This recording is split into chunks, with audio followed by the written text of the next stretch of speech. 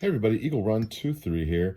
This BCG needs cleaned, and I thought we would just talk about it while we were working on it. So you saw me just pull, I'm going to go slow here, become more familiar with these things. So again, I'm going too fast here. So the firing pin comes out the back, and then the cam pin here at the top will turn for you, and it should pretty much fall out. This one's pretty dirty, but this is a relatively new BCG. This is the cam pen. So in general, this is the carrier of the bolt carrier group. This is the bolt carrier, and it's really one piece. There's different parts of this for the function. You might notice this right here. This is where that forward, this is going to go this way, and the gun shooting this way. The forward assist here on the side digs in here and is able to jam that BCG home. Don't really care about that because I don't like forward assist. Up here on the top, we have a gas key.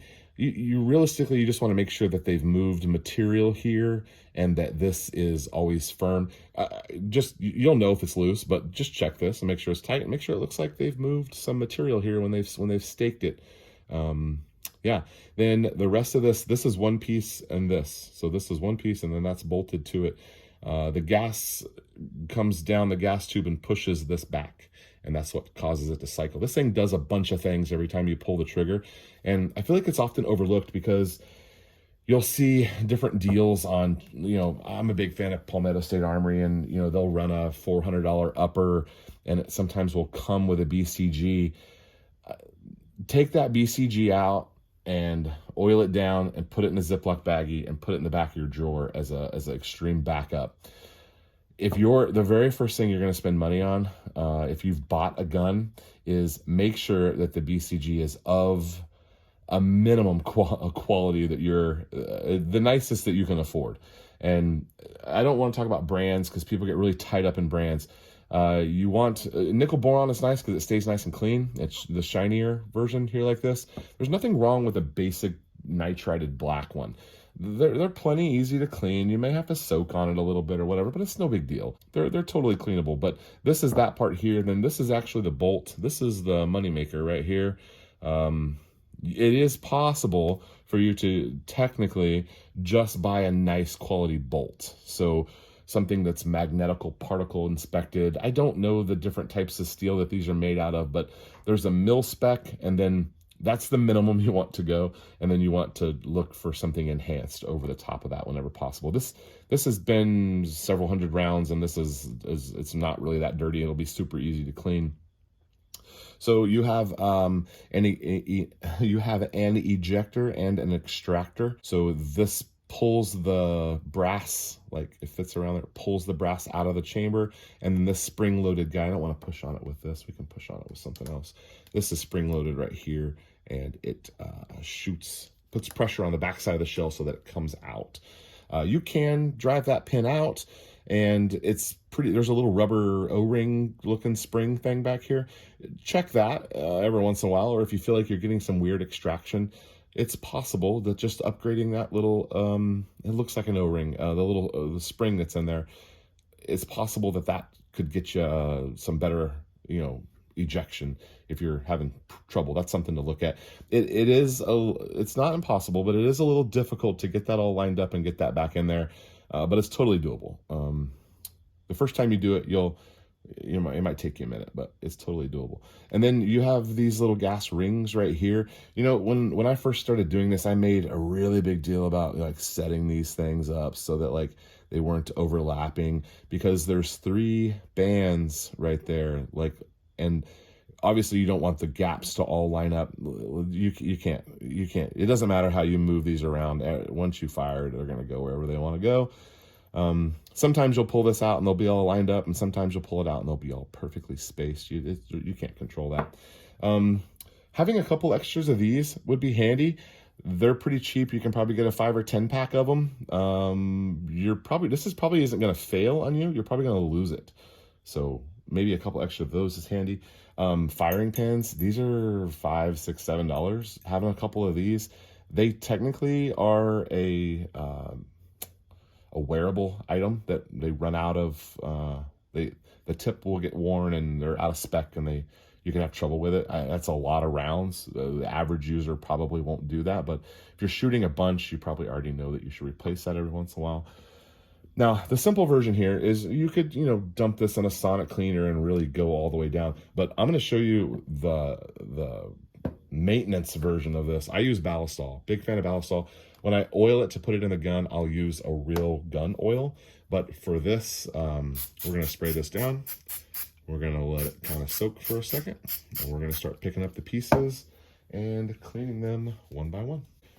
These are both microfiber towels. That's not important. These are just they've cleaned some things and they're kind of demoted to just general shop use. But you can see that all of that stuff, comes off really easily. Just with a little shot of Ballistol.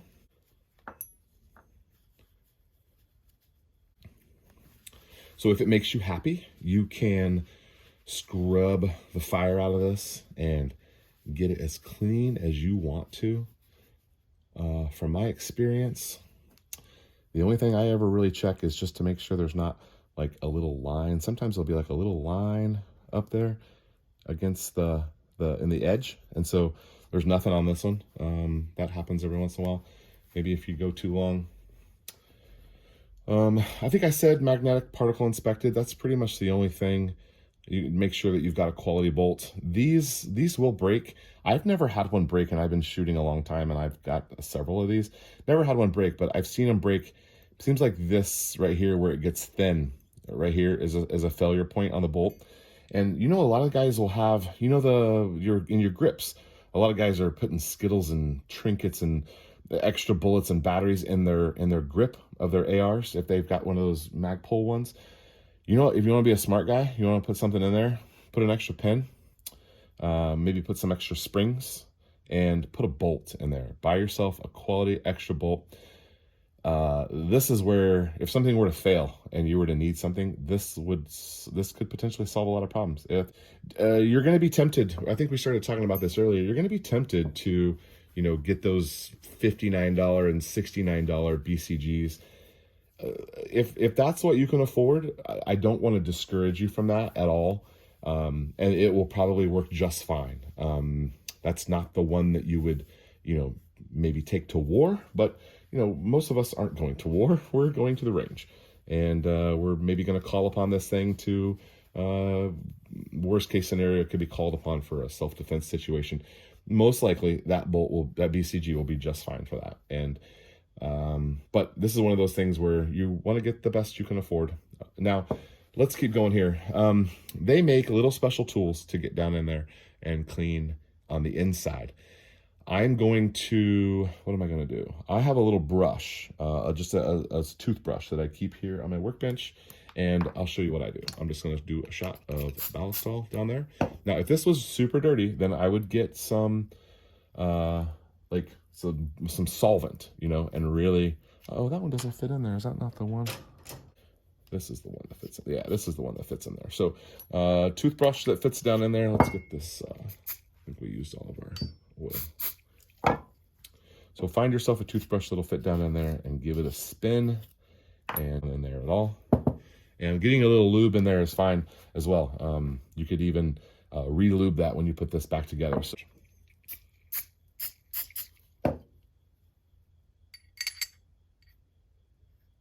these lugs are what lock into your barrel. If you look inside your barrel, you'll see where these fit in. And these lugs go in, and then they twist and lock, and that's what holds all the pressure inside there. When you're looking for a bolt, probably try to find one that the edges aren't sharp on. That's an extra step that the manufacturers have to take from when they're cast and mold and all that. So you want something that's been kind of smoothed over. That just kind of helps those guys glide into position and helps your gun run smoother. If these are super crispy, you may have some clunkiness when you're going in and out of battery. So anyway, so we're shooting this way, and so that ejector is across here, and the extractor is pointing kind of out imagine where your dust cover would go out from right there. So you can also look down here in the top and line that up so that you can put your pin in.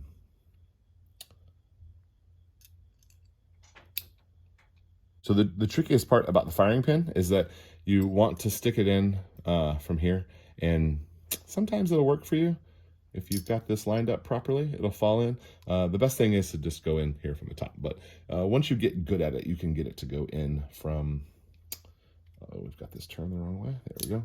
So if this is turned the incorrect way, your pen won't go in. And you can see that when the bolt is in lockup, that your firing pin just kind of sticks out there a little bit on the end. So right now, this is all back together. The only thing it's missing is the pen. Now, as if these guys get spread apart, they're a little hard to get back in there, but typically it's not too big of a deal. This just basically holds the whole thing together. Now, I have an AR-10, actually the one on the 8.6 Blackout. This pin is a beast going in and out, and I've kind of filed on it and bent on it and trying to get it lined up. It just isn't very smooth yet. It needs to be taken apart a bunch and put back together a bunch, and it's just not very smooth. So if yours is not smooth, just keep working on it. This is a quality BCG, and so its parts go together really well. So this is kind of a best case scenario. There was a guy who had told me at one point to lube down here because that's access to the inside of the bolt. And so in my previous video from like 5 years ago, I put a little drop of lube down in there, and that actually is just going right there. You can see the bolt going back and forth because those gas, that's where the gas comes out.